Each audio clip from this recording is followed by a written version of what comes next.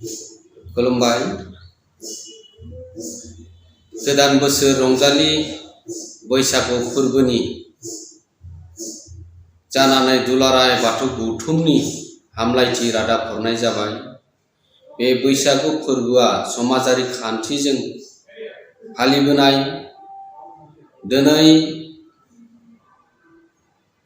सैथो दाननि जोबथा खालार संक्रान्ति आरो बेजोंनो मोसौ थुखैनाय जायो। लाव फान्थाव हालदि बेबायदिनो सिरि सिरि हानानै माला सुनानै जों मेथाइ खनै खनै मोसौखौ थुखैनाय जायो।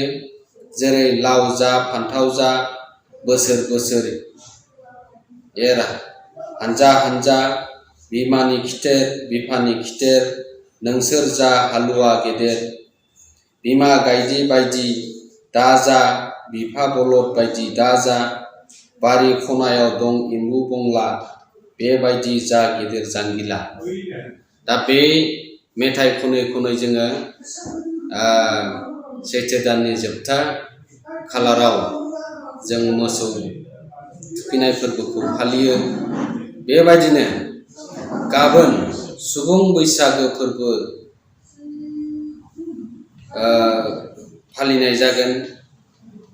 आबादजों सोमोन्दो थानाय बा आबादानो जोंनि थांना थानाय गुदि। बेनिखायनो बे बैसागु बोथोरखौ बा बोथोरनि गाहाय होननानै जों बबे समाव मा आबाद मावनांगौ, जों बोथोरा मोजां जानांगौ होननानै बोराइ बाथौनि सेराव थानसालियाव जों गासैबो आर'ज गाबो। आरो बेबायदिनो जोङो रंजा रंजायै बर'नि आबुं आसार खान्थि लोगोसे खाम जथा सिफुं सेरजा लानानै रंजानाय जायो। बे बोथोरखौ बरायनायजों जाहाथे जोंनि आबादाव माबा मोनसे बोथोरा जेंना लाबोआ, मोजाङै जों आबादखौ मावनानै जों मोजां फिथाइ मोननो हायो।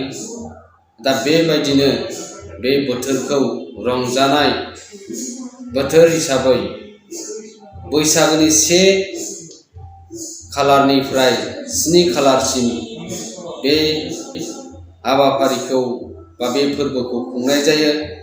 आरो बेजों बे गोदान बोसोरजोंनो बिफां बिलाइनि बिलाइ गोरलै खिलिनायजों लोगोसे दाउमा दाउसाफोराबो सुबुं माहारिनि गेजेराव गोदान सानस्रि गोदान सानथौ खामानि मावनो हालांनायनि, जोंनो गोग्गो समाज दानो हानायनि बेबायदि सुबुरुन होफैयो। मानसिनि साननाय हनायफोराबो थाजिम जायो। बेनिखायनो दिनैनि बे रंजानाय बोथोरजों जों बे बैसागु फोरबोखौ बरायनानै दुलाराय बाथौ गौथुमनिफ्राय जों सुबुं माहारिनि गेजेराव सुखु गोजोन लाबोना होफैनो हानायनि आरो गासैनिबो जोंनि सुबुं माहारिनि गेजेराव खौसेथिखौ हास्थायनानै दुलाराय बाथौ गौथुमनि जानानै बयनिसिमबो बैसागु फोरबोनि लोब्बा लाखिनानै गाहाय नेहाथारि जानानै बयनिसिमबो सिबिनाय आरो खुलुमनायखौ जासिहरदों। दहाय आफा बोराइ बाथौ दहाय।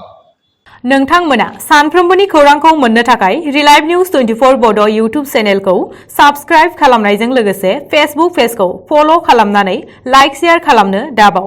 गोजोन्थों।